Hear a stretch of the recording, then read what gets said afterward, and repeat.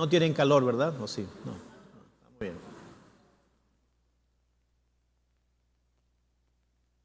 Muy bien.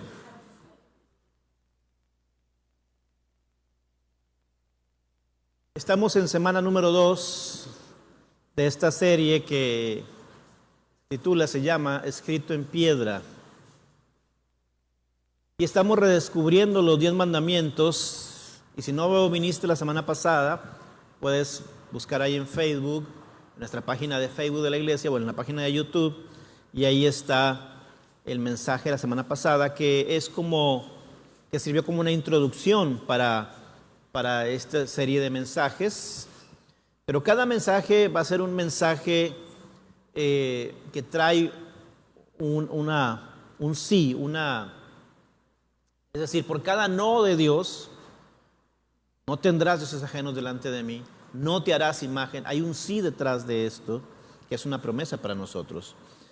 Estamos descubriendo que los 10 mandamientos no son unas reglas obsoletas, no son reglas anticuadas, más bien son principios de vida, o principios que dan vida, mejor dicho, principios diseñados por un Dios amoroso que quiere lo mejor para sus hijos, es decir, para nosotros.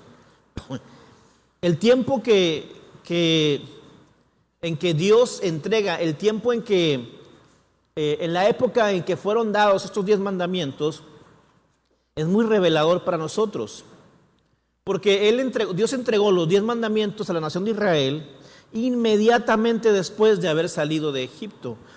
Todavía no cruzaban, estaban en el monte Sinaí, todavía no llegaban a la tierra prometida, sino que después de haber salido de Egipto, Dios les entrega, los liberó de 430 años de esclavitud y les entrega los 10 mandamientos. Esto es muy importante porque no les dio los mandamientos como una lista que había que cumplir para luego ganarse o luego salvarlos.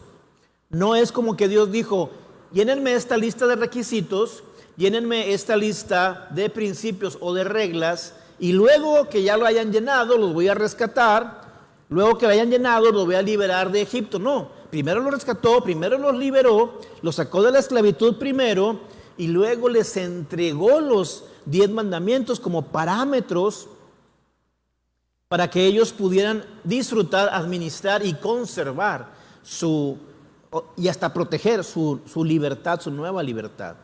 Tenemos que entender que el pueblo de Israel, antes de esta generación que está en el desierto y de la que sigue, que ya cruzó el río Jordán, antes de esta generación de que fueron libres, nunca habían conocido la libertad. Más de 400 años de esclavos en Egipto, no sabían qué hacer con su libertad. Y ya prediqué hace unos meses, o el año pasado, no recuerdo, acerca de esto. Entonces, Dios les da los 10 mandamientos como normas, reglas, como un camino, como parámetros para que puedan administrar y proteger su libertad, su nueva libertad. Pero más allá de eso, los mandamientos también reflejan el carácter de quién es Dios. Son una expresión del amor de Dios.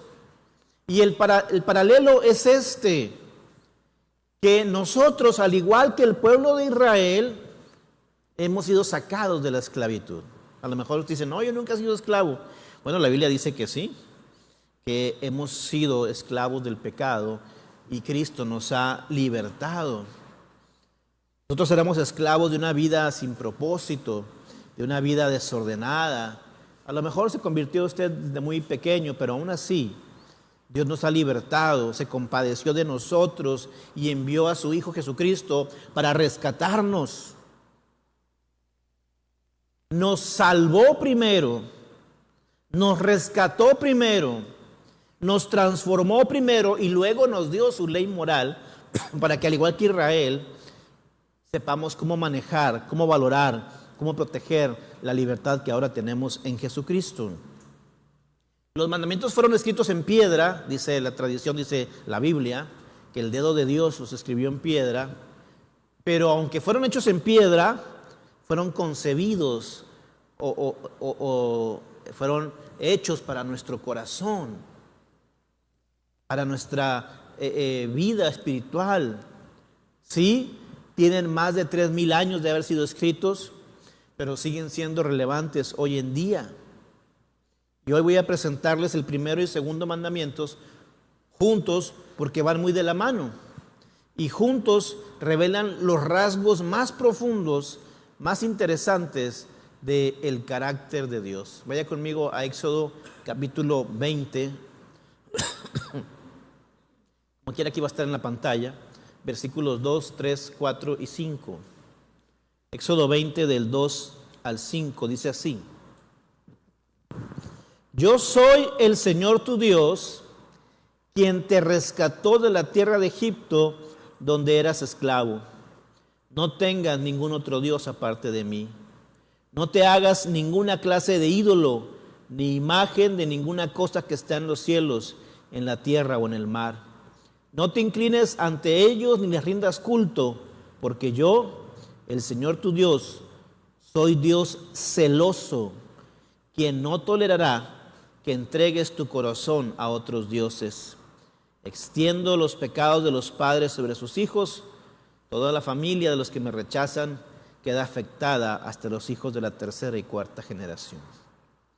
Este segundo mensaje se llama el Dios celoso. El Dios celoso.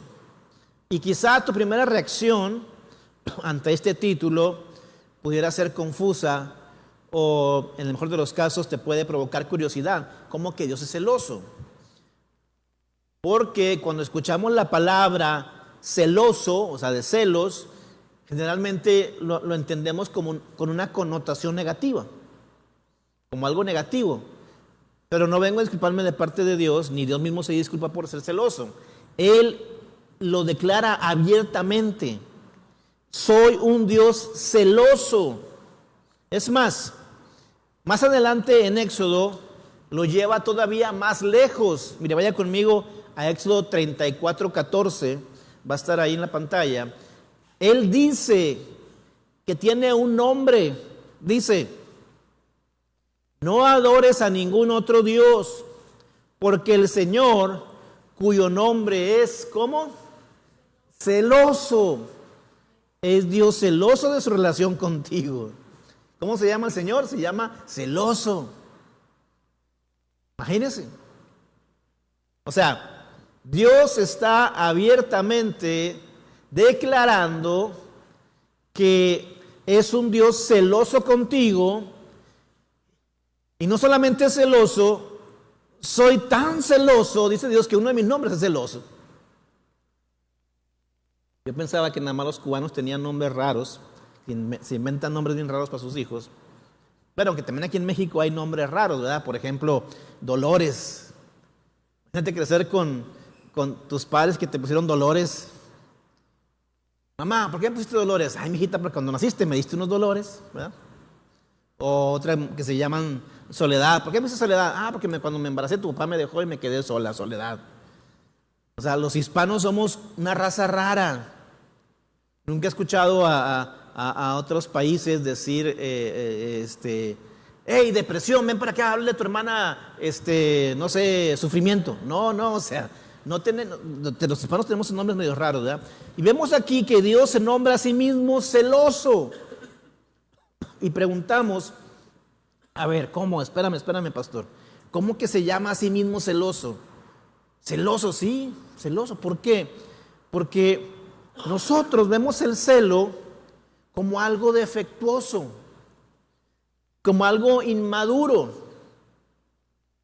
Que mi mujer es bien celosa, o mi marido es bien celoso, o mi novia es bien celoso. Entonces, ¿cómo puede Dios, el único Dios vivo verdadero, tan grande y todopoderoso, ser celoso? Esto lo podría hacer parecer como un tirano, como un Dios inmaduro, como un Dios inseguro acerca de su relación con sus hijos, con su pueblo, con nosotros. Pero yo creo que esto surge de nuestras concepciones o preguntas erróneas. Tenemos una comprensión errónea de la palabra celoso.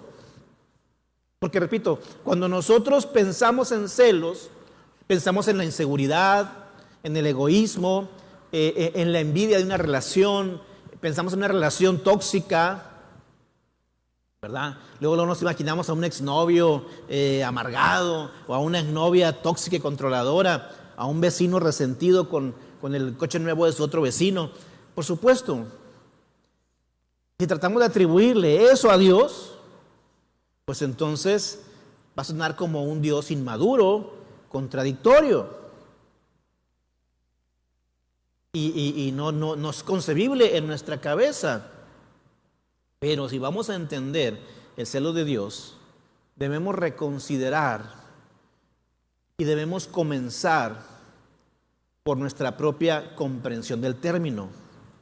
No estamos hablando de los celos humanos, de los celos pecaminosos, egoístas, inmaduros, inseguros. Dios no es así. Dios no es como nosotros, porque Dios es santo, Dios es perfecto, Dios no tiene pecado.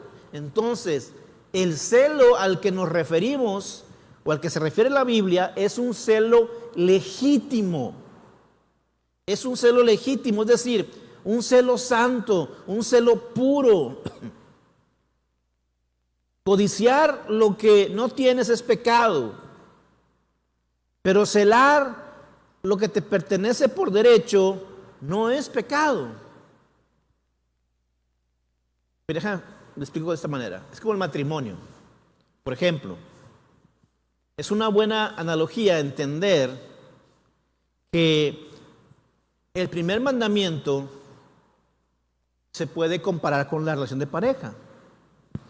El amor entre la pareja exige exclusividad. Es una relación exclusiva. Se espera que el cónyuge sea fiel, esté comprometido sin dualidad o sin abrir puertas a otras personas en su relación. Por eso dice Dios: no tendrás dioses ajenos delante de mí, porque soy celoso. Es como un matrimonio. No puede haber terceras personas. Yo sé que de repente se dan situaciones, pero ¿a qué mujer sana emocionalmente puede aceptar que su marido tenga otra casa? ¿Verdad que no? ¿O qué marido sano emocionalmente puede aceptar que su mujer tenga otra pareja? Claro que no. No es aceptable por donde quiera que lo veamos. Imagínate que un día llegue tu cónyuge y te diga: amor, fíjate que no soy una persona ahí en el trabajo. Y quiero decirte que me gusta mucho y estoy enamorado de ella.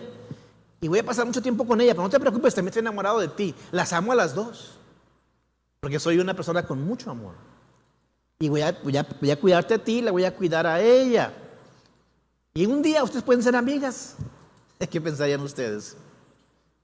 O sea, si tu cónyuge te llega con eso y tú no te enojas, los demás diríamos que tú no eres normal, ¿verdad? O sea, tú deberías enojarte. Nadie te va a juzgar si te enojas o estás celoso o celosa y por apasionadamente responder con una cachetada al pelado. ¿A poco no? Mínimo. Por molestia. Es de esperarse. Eso es normal. Entonces, es una ilustración. No se emocione ningún hermano de aquí, ¿verdad? Seamos realistas. No podemos ni con la suegra. Queremos dos suegras, pues no. Es como la relación de pareja. Dios no permite que haya más personas en la relación. Solamente tenemos un Dios. No puede haber más dioses en nuestra relación con Dios. Así como sería una locura que el matrimonio no tuviera exclusividad, también es una locura no darle exclusividad a nuestra relación con Dios. No puedes permitir que haya algo intermedio en tu relación con Dios. Por eso Jesús dijo: yo soy el camino. No dijo: yo soy un camino, como decía un dicho, todos los que nos llevan a Roma o a Soriana. No, yo soy el camino. No dijo un camino, yo soy el camino. Jesús fue muy claro: Yo soy el camino, yo soy la verdad y yo soy la vida, y nadie viene al Padre si no es por ¿quién? Por mí, dijo Jesús. No hay un credo, no hay una religión, no hay una iglesia, no hay una denominación que te salve. El único camino al Padre es el camino exclusivo a través de Jesucristo su Hijo. Y fuera de Él no hay salvación. ¿Estamos de acuerdo con eso? Ahora bien, los celos despiertan sentimientos fuertes y apasionados. Proverbios dice que un hombre celoso ni con muchos regalos lo apacientas, lo calmas. Los celos son una fuerza poderosa y devoradora que surge de lo profundo de nuestras vísceras, de lo íntimo de nuestra alma. Por eso es que la Biblia dice que la ira de Dios se enciende cuando nosotros cometemos adulterio espiritual. La ira de Dios se enciende. Ahora bien, no hace falta decir, yo creo que como cristianos estamos claros en esto, que no debemos tener otros dioses. Y que los celos de Dios son celos santos. Es una pasión que arde, la pasión de Dios, por al menos 3 cosas específicas que voy a decir para los que toman apuntes. Número 1, Dios es celoso por su deidad. Dios es celoso por su deidad. Una vez más, el celo legítimo es el celo por aquello que por derecho te pertenece. O sea, Diana me puede celar a mí porque soy su esposo y le pertenezco, pero no puede celar a Sebastián Rulli aunque le guste mucho porque no es de ella. Se lo puedo comprar, ¿cuánto puede costar? Pero no es de ella. No lo puede celar a él. Y el hecho de que uno de los nombres, así como se llama Elohim, el Shaddai, el Elión, uno de los nombres de Dios es celoso, significa que esta no es una emoción pasajera, la que Dios siente o tiene, no es un asunto trivial, sino que es un atributo de su naturaleza. Así como es justo, como es santo, es también celoso, es un atributo de su naturaleza propia. Y el pueblo de Israel tenía severos problemas con la idolatría y con la infidelidad espiritual, porque estaban rodeados, hermanos, de naciones idólatras. De hecho, es decir, vivían en Egipto, y Egipto solía adorar un montón de dioses. Y estuvieron cautivos más de 400 años en una nación que era politeísta, o sea, poli de muchos teístas de Dios. Creían muchos dioses, tenían muchos santos, muchas imágenes, los egipcios. Adoraban el sol, la luna, los perros, las ranas, las serpientes, los Doberman, les encantaban los gatos, adoraban los gatos. O sea, eran muy idólatras politeístas. Entonces, el único Dios vivo y verdadero establece y dice a Israel: ya te saqué de ahí. Ya te saqué de ese lugar lleno de ídolos. Ya te saqué de ese lugar lleno de dioses. Pero yo no estoy interesado en que tú me agregues a una lista de dioses. No me interesa ser reconocido entre los demás dioses. Es más, ni siquiera quiero estar por encima de todos. Yo quiero ser reconocido como el único Dios vivo y verdadero. Ese es el carácter de Dios. Esa es la persona de Dios. Y el problema con el pueblo de Dios, desde entonces hasta el día de hoy, es que siempre le ponemos un I. Una I. Solemos usar una I. Queremos al Señor, Dios Todopoderoso, y queremos a Baal. Queremos a Dios, creador del cielo y la tierra, y queremos a Acera. Queremos a Dios y al horóscopo. Queremos a Dios y al dinero. Queremos a Dios y al estatus de una iglesia bonita. Queremos a Dios y queremos también y ser irresponsables. Queremos a Dios y queremos también cosas que no están bien delante de Dios. Entonces siempre está esa mugrosa ahí, perdónenme la palabra. Queremos a Dios y queremos también ser así o ser así. Estamos muy contentos de tener a Dios en nuestras vidas, siempre y cuando lo podemos manejar a nuestro antojo. Pero la persona de Dios, su personalidad, no permite esto. A Él no lo puedes manipular. Lo que era controversial y lo que diferenciaría a los israelitas de todas las demás naciones que había en ese entonces era que su Dios exigía ser adorado como el único Dios vivo y verdadero, con la exclusión y eliminación de todos los demás dioses. Por eso, antes de darles el primer mandamiento, Dios le recuerda al pueblo de Israel: yo soy el Señor tu Dios, que te rescaté de la tierra pagana de Egipto. O sea, ese mensaje, yo soy el Señor tu Dios, quedaría muy claro en la mente de los israelitas, en los corazones de ellos, porque Egipto no entregó a sus esclavos fácilmente. Recordarán ustedes la historia del libro de Éxodo. Dios escoge, Dios llama a Moisés como libertador y le dice: ve, dile a Faraón que deje ir a mi pueblo Israel.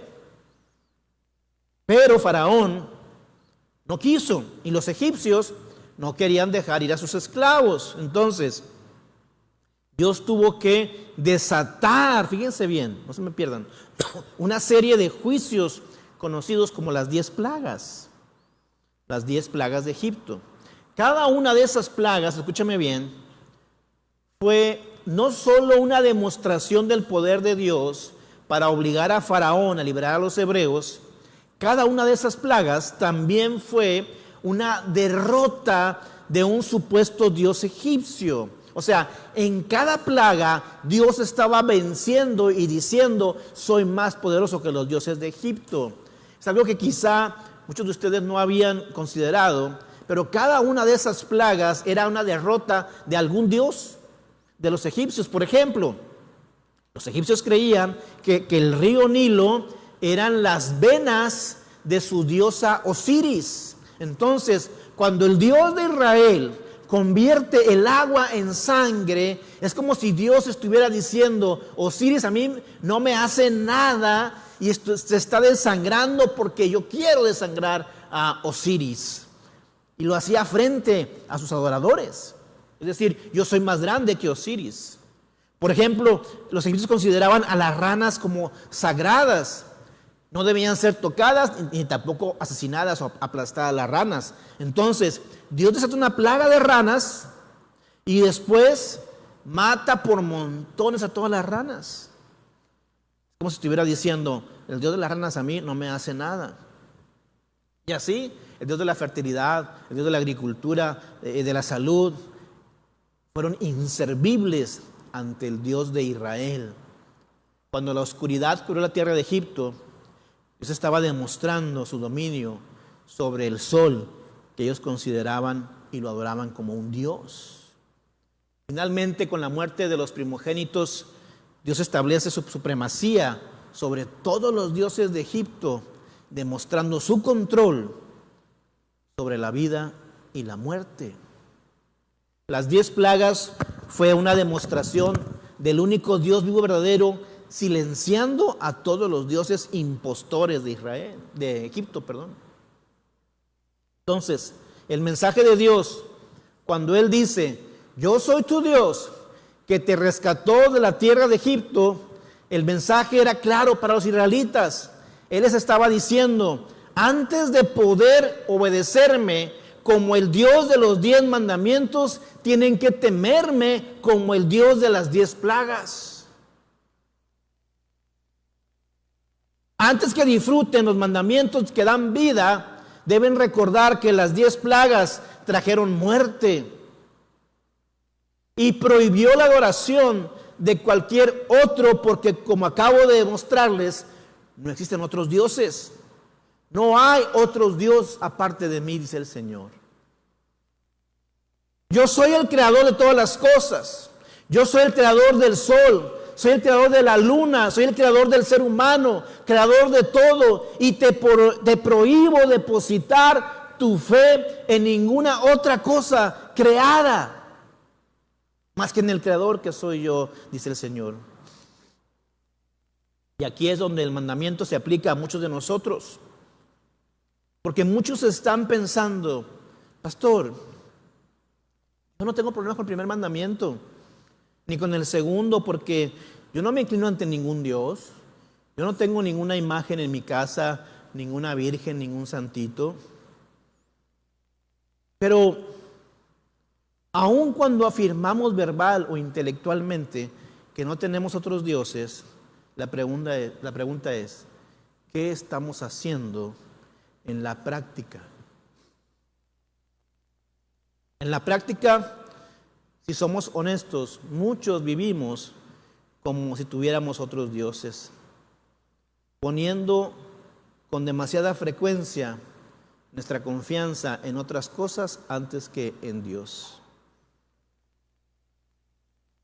O sea, esto puede ser nuestros talentos, nuestras habilidades, nuestro negocio, nuestro trabajo, nuestro dinero para proveernos a nosotros mismos, o dependemos de amigos o de nuestros socios en los negocios para salir adelante, o dependemos de nuestros ahorros para el retiro, para nuestro futuro, o dependemos de nuestra pensión, o de algún candidato político que ande ahí, o de un partido político que gobierne el país, o dependemos de la medicina o del ejercicio, de la alimentación saludable para curar nuestras enfermedades, o dependemos de las vacaciones o de los deportes y eventos sociales para nuestra felicidad. Ahora, ninguno de lo que acabo de mencionar es malo en sí mismo. No son cosas malas, son buenas. Son deseables, son recomendables, son grandes hábitos. Pero pueden ser terribles. Nos ponemos en un lugar de Dios.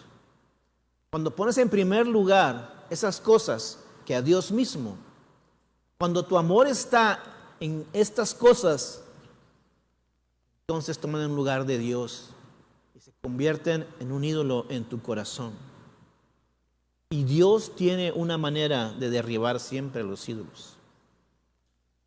No hay nada más malo, no hay nada malo con cuidarse a uno mismo, pero recuerda que el que te sostiene es Dios. No hay nada malo con trabajar, al contrario, Pablo dice, el que trabaja que no coma, hay que trabajar. No hay nada malo con todas esas cosas que mencioné, pero recuerda, el que te sostiene es Dios. Sus hermanas, así como ustedes se ponen sus cremas, sus lociones, sus mascarillas y sus aceites, también pónganse a leer la Biblia diariamente y a orar. Varones, ustedes que les gusta mucho ver el fútbol o ir al estadio, ir a jugar, está bien que vayan, pero no reemplacen el día del Señor, congréguense. Es decir, en las relaciones, en los negocios, en tu familia, en tu vida profesional, haz que tu vida en este planeta cuente y que sea una vida dedicada a Dios. No te olvides de servir y adorar y obedecer al que te dio la vida. Porque si tú te preguntas, ¿cómo, pastor? ¿Cómo puedo evitar que estas cosas se conviertan en ídolos que compiten con Dios? Por mi devoción. Muy fácil. Haz que esas cosas colaboren contigo en servir a Dios, no en que sean tu Dios. Si no quieres que tu esposa o tu esposo se vuelva tu ídolo, tú y tu esposo o tu esposa sirvan a Dios juntos, o tu hijo o tu hija.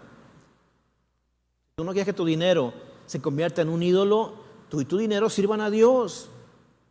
Tú y tu tiempo sirvan a Dios, tú y tu negocio sirvan a Dios, tú y tu familia sirvan a Dios. Tú y tu salud, tú y tu deporte y todo lo que tienes. Si todo lo sometes y lo entregas a Dios, si tú dices, Señor, yo y mi casa, como Josué dijo, serviremos al Señor.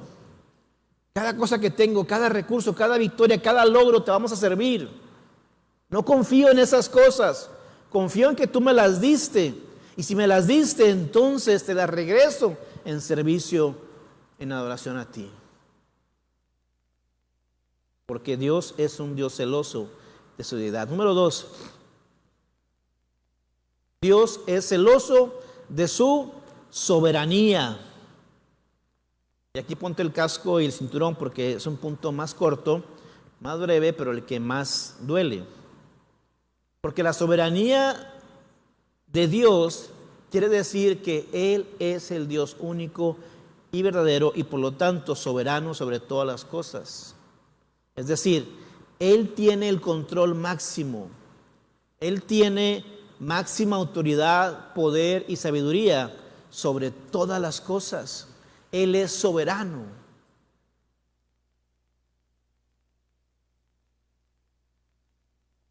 Tú no puedes manejar a Dios.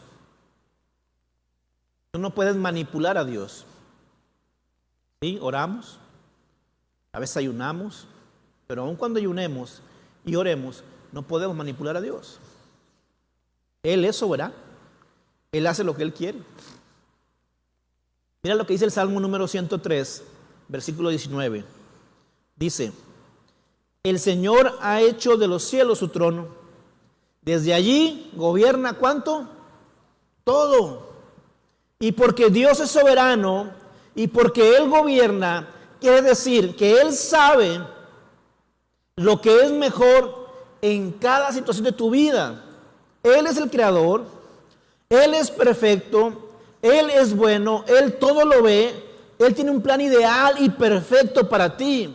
Entonces, cuando Él expone su plan para nuestras vidas, como lo hizo con Israel, con los 10 mandamientos, debemos confiar en su sabiduría por encima de nuestra sabiduría. Cuando pensamos en el pecado, a menudo pensamos en las consecuencias del pecado, cómo nos daña, cómo nos daña a otros, cómo rompe nuestra relación con Dios. Pero en esencia, el pecado es un acto de rebeldía contra la soberanía de Dios. Estamos desafiando la sabiduría de Dios. Estamos diciendo que preferimos nuestra manera de hacer las cosas antes que la manera de Dios. Y que su gobierno en nuestras vidas lo vemos como opcional. Desde el principio este ha sido el problema con el ser humano. Rechazamos la autoridad de Dios. No nos gusta someternos a la autoridad de Dios. Como ya lo he dicho antes, nadie tiene problemas con ser salvado o con tener un salvador, pero todos tenemos problemas con tener un Señor que nos gobierne. Desde el jardín del Edén, hermanos, se acordarán a Adán y a Eva. Ellos vivían una vida perfecta, recién casados, enamorados. No había otro hombre para que él se encelara, no había otra mujer para que Eva se encelara. Tenían armonía perfecta con Dios, tenían todo lo que necesitaban. No había sol ni calor, no había suegras. Era una vida perfecta, era perfecta.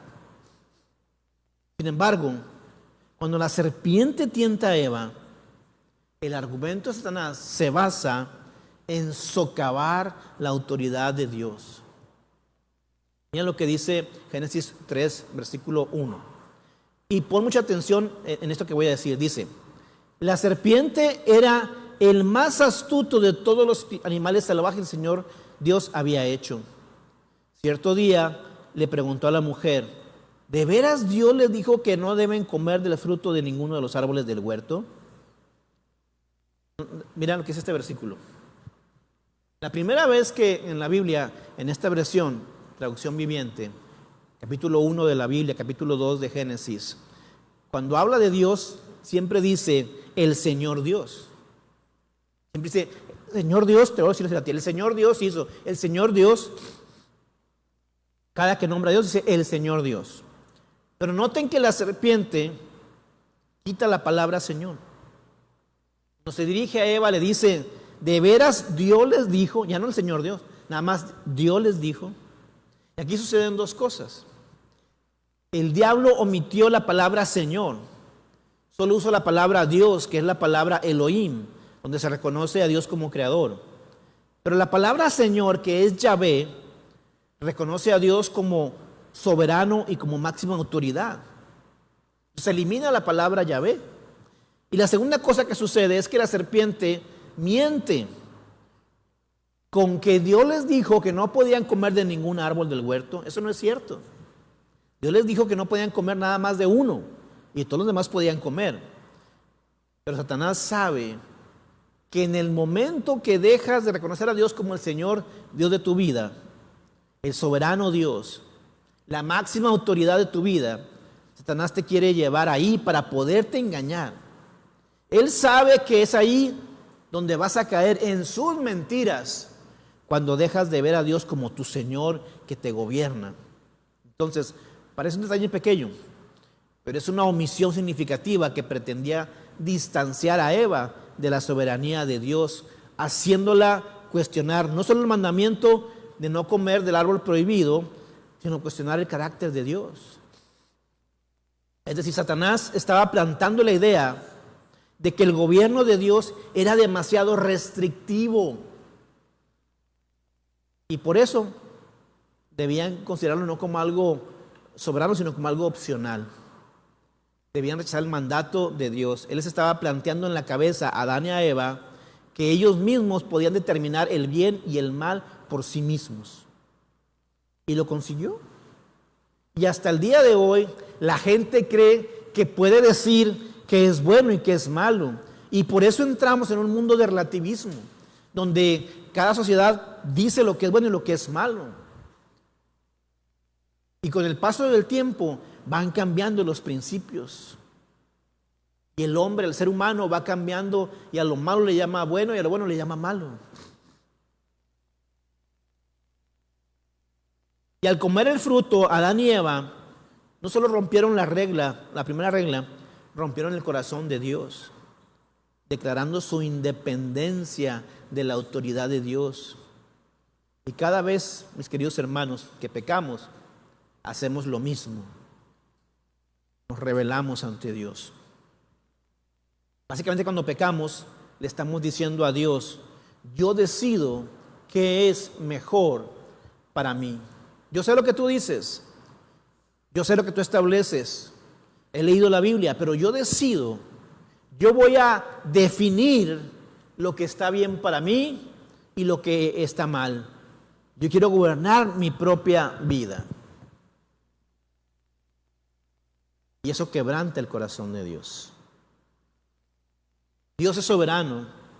Y cuando elegimos nuestra voluntad, estamos siendo traicioneros y rebeldes contra la soberanía de Dios. Y no quiero, ustedes que vienen a la iglesia con fidelidad, se han dado cuenta que yo no hablo mucho del dinero aquí en la iglesia. Pero uno de los temas más importantes que a la gente le duele es hablar del dinero. Dios no necesita tu dinero, pero el dar el diezmo, o sea, no una cuota fija, no, el 10% de lo que tú ganas es creer en la fidelidad de Dios y en la soberanía. Repito, Dios no necesita tu dinero, pero es una manera de probar tu corazón, a ver si te sometes a su soberanía, a su señorío, y no lo hacemos, porque no nos gusta dar el diezmo, no nos gusta dar el dinero, y decimos, yo sé lo que es correcto, yo sé lo que dice la Biblia que debo diezmar, pero no me importa, doy una cuota fija, doy lo que me sobra, porque yo no quiero dar todo lo que debo de dar. Y eso es romper, eso es quebrantar el corazón de Dios, porque no nos queremos someter a su soberanía. ¿Por qué? Porque Dios es celoso en su soberanía. Ahora, la buena noticia es que en su amor, aunque nos rebelamos contra la soberanía de Dios y quedamos destituidos o separados de la gloria de Dios, Dios tiene un plan redentor para nosotros. Envió a su Hijo Jesucristo para restaurarnos. Jesús vivió una vida perfecta, una vida que se sujetó y cumplió los 10 mandamientos a la perfección y constituyó su vida el sacrificio perfecto para pagar nuestra condena, y a través de su muerte y resurrección de Jesús, tú y yo podemos ser restaurados. El gobierno de Dios a través de Jesús puede ser restaurado en nosotros por el sacrificio de Cristo, porque ahora somos justificados. Pero debemos entender que no podemos seguir siendo rebeldes. Y número 3, y ya voy a acabar. Dios es celoso, fíjate bien, por tu alegría. Él quiere que tú vivas feliz. Les dije que cada uno de los mandamientos tiene tiene escondida una bendición extravagante de parte de nuestro Padre amoroso para nosotros. Es decir, no tendrás, es un no tendrás, pero detrás del no hay un sí. No tengas dioses ajenos, pero tienes a mí, tienes a mí. No te hagas imagen, pero me tienes a mí. O sea, detrás del no hay un sí amoroso de Dios. El celo de Dios es la medida de su celo por nuestra felicidad en Él. Es decir, Dios protege ferozmente nuestra relación con Él porque Él sabe que cuando nos volvemos hacia los ídolos, ya sea el éxito, ya sea la vanidad, la riqueza, el dinero o una persona, cualquier cosa, nos estamos conformando con placeres temporales que en última instancia nos van a dejar vacíos. ¿Cuántos de aquí nos han quedado vacíos por su trabajo o vacíos con su preparación académica o han acabado una carrera y se sienten vacíos o una relación finalmente te va a dejar vacío? Dios sabe que nadie te puede satisfacer como Él te satisface. Nadie te puede llenar como Dios te llena. Nadie te puede dar felicidad como Él te la da. Nadie te puede proveer y proteger como Dios lo quiere hacer. Entonces, Dios dice, yo te amo demasiado como para dejar que te conformes con menos de lo que yo te doy. Por eso te prohíbo otros dioses.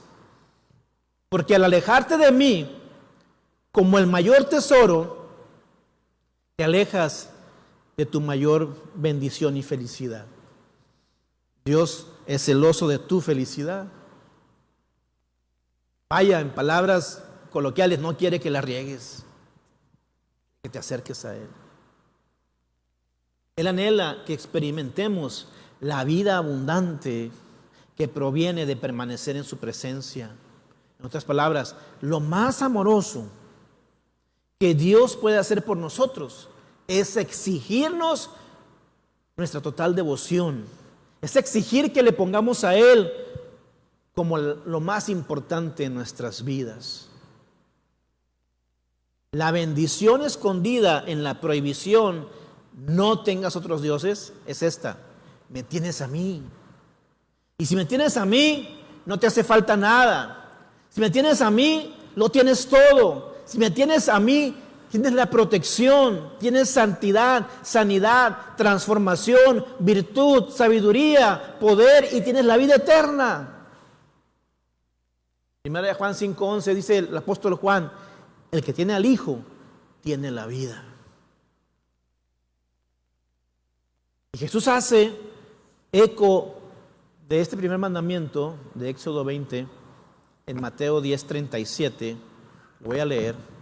Mateo 10:37 al 39 dice, y esto es algo muy controversial, fíjate lo que dice, y muy malentendido. Si amas a tu padre o a tu madre más que a mí, no eres digno de mí. Si amas a tu hijo o a tu hija más que a mí, no eres digno de ser mío. Si te niegas a tomar tu cruz y a seguirme, no eres digno de ser mío. Si te aferras a tu vida, la perderás. Pero si entregas tu vida por mí, la salvarás. Esto es muy importante por dos razones. Primero, soy el único Dios vivo y verdadero, dice el Señor Jesús, y tengo el derecho de exigir amor y lealtad y fidelidad suprema. Entonces, Jesús, con esta declaración, no deja lugar a dudas de que Él es el Dios encarnado. Él está aplicando el mismo criterio del primer mandamiento, no tengas dioses ajenos delante de mí, para sí mismo. El mismo nivel de devoción que exige el primer mandamiento, Jesús lo exige para sí mismo. Sí les está cayendo el 20, hermanos. Y es una declaración clara, audaz y fuerte de su propia divinidad. Jesús no violó el primer mandamiento, lo cumplió. Él no es un rival de Dios, Él es Dios mismo. Y dice, no tendrás dioses ajenos delante de mí. Así que si amas más padre o madre o hijos o casas o terrenos más que a mí, no eres digno de mí. Y al decir que no puedes amar a padre o madre más que a mí, o a hijo o a hija más que a mí, no quiere decir que seamos malos con nuestros padres, madres, esposos, esposas, hijos. Fíjate bien lo que te voy a decir. Lo mejor que puedes hacer para amar a tu esposo o a tu esposa o a tus hijos es amar a Jesús por encima de tu esposo o de tu esposa. Lo mejor que puedes hacer para demostrar tu amor hacia tu familia es amar a Jesús por encima de tu familia. Porque si no tienes a Jesús, no tienes el amor verdadero.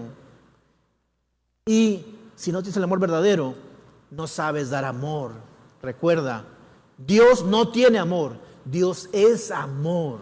Primera de Juan 4:8. Y si no tenemos a Dios, no podemos amar verdaderamente.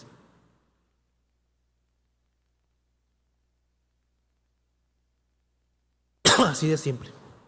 Entonces, el regalo más grande que le puedes dar a tu esposo, a tu esposa, a tus hijos, a tus padres, a tus hermanos, a tus vecinos, a tu iglesia, la bendición más grande que puedes dar a tu trabajo, a tus finanzas, a tu negocio, a tus metas, a tus sueños, a tus relaciones, es poner a Dios por encima de todo. Ponerlo en primer lugar. Jesús dijo, mas si buscas primeramente el reino de Dios y justicia, ¿qué dice, hermanos? ¿Todas qué? Serán añadidas. Ahora, quiero señalar algo muy interesante. A lo largo de la Biblia, Dios se revela utilizando dos analogías muy personales, muy íntimas, para darse a conocer a su pueblo. En el Antiguo Testamento, Él se revela principalmente como un padre, como el padre de su pueblo. Desde las primeras páginas de Génesis, Dios llama a Israel sus hijos. Se presenta como un papá. Pero en el Nuevo Testamento cambia la analogía. Y Jesús se revela a su pueblo, a nosotros, la iglesia, como el esposo, el novio y el esposo. Esta imagen resalta su amor, su compromiso, su sacrificio y su futura comunión con su pueblo, con nosotros. Por eso, como mencioné antes, el matrimonio es una buena analogía para entender el primer mandamiento. Pero quiero que pienses en esto. Dios se revela como padre, Jesús se revela como esposo. ¿Y qué tienen en común un padre y un esposo? Tanto un padre como un esposo aman profundamente. Tanto un padre como un esposo deben cuidar, deben proveer, deben proteger, pero ambos también tienen otra cosa en común. Tanto un padre como un esposo pueden ser pero muy celosos. Un buen padre es celoso del bienestar de sus hijos. Un buen esposo es amoroso y es celoso en el afecto con su esposa. Una vez más, el celo de Dios es prueba de su amor. Él se niega a permitir que nos conformemos con nada menos que Él. Y una última cosa, tienen en común un padre y un esposo, es esto. Solo tienes un padre, solo tienes un esposo. No puedes tener más. O sea, sí, hay gente que amamos que es como nuestro segundo padre, pero realmente tenemos un papá y un esposo, nada más. Por eso, esto es lo que realmente importa. Escúchame bien. La Biblia habla de una gran fiesta de bodas donde Cristo y su iglesia van a estar unidos para siempre. Dice Oseas capítulo 2, Versículo 19. Te haré mi esposa para siempre, mostrándote rectitud y justicia, amor inagotable y compasión. Te seré fiel y te haré mía, y por fin me conocerás como el Señor. Esto que les acabo de leer es el jardín del Edén restaurado. Todo volverá a ser perfecto, puro, y lo más importante de todo es que no habrá otros dioses. Solo el Dios de la iglesia, el Dios verdadero, el Dios creador, el Dios de esta iglesia, el reino, el Dios de tu vida, será tu esposo para siempre. Pero permíteme cerrar con esta descripción que la Biblia nos declara del hogar eterno que tendremos con Dios. Apocalipsis 21:18 dice: la muralla estaba hecha de jaspe y la ciudad era de oro puro y tan cristalino como el vidrio. La muralla de la ciudad estaba fundada sobre 12 piedras, cada una adornada con una piedra preciosa. Y sigue hablando. Habla de calles de oro, de un mar de cristal. Y quiero que veas cómo en el cielo está el mundo al revés. ¿Cómo que el mundo al revés, pastor? Sí, todo es al revés. O sea, las cosas, las riquezas que nosotros perseguimos aquí apasionadamente, las cosas que en la tierra tienen de valor y elevamos a un nivel alto, en el cielo se ven reducidas a su verdadero valor cuando consideras la grandeza de Dios. O sea, las joyas, el oro, los lujos, los ídolos de este mundo no serán más que una pared para las casas en que vamos a vivir. El oro va a ser el polvo de nuestros pies en el cielo. No es nada. No es nada. En la tierra nos esforzamos por ser coronados con honores y con logros personales. Pero en el cielo vamos a quitar las coronas para arrojarlas a los pies de Jesús, para aclararlo a Él: santo, santo, santo, Señor Dios Todopoderoso. Entonces, no sé si lo han captado. El celo de Dios no es una carga, sino una invitación a que tu gozo más grande sea lo duradero, sea lo que Dios tiene en mente, mucho más de lo que este mundo te puede dar.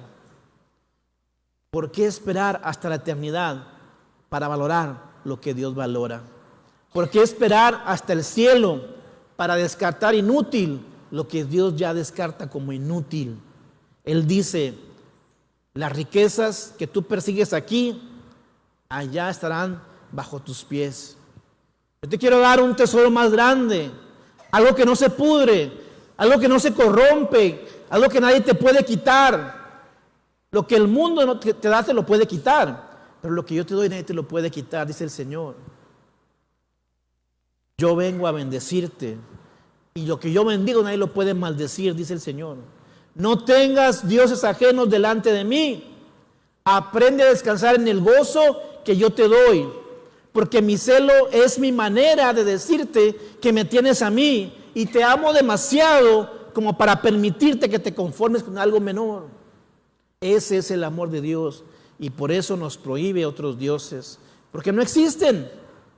Tu felicidad, tu salvación, tus sueños, todo está seguro en las manos de Jesucristo. Vamos a estar de pie y vamos a orar.